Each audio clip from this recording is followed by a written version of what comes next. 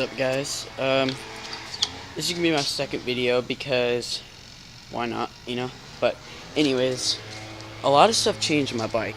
I had a reed valve, which is gone. I got one of these nice intakes. I also got a phone speedometer mount instead of that big circle one. Here, I'll show you. This. I changed this out. I didn't like it. So yeah, I do not like this one. I am now running 100 octane. So it runs a little bit hotter, but it didn't really gain any speed. It just runs a little bit better. This racing head, it's not really racing head, but it has really bad cooling, but it has really good compression.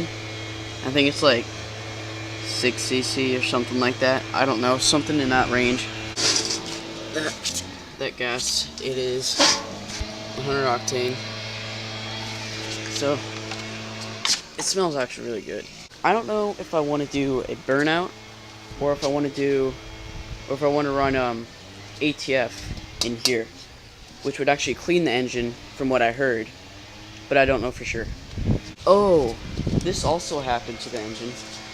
It locked up on me and the chain broke the little gear cover thing right there.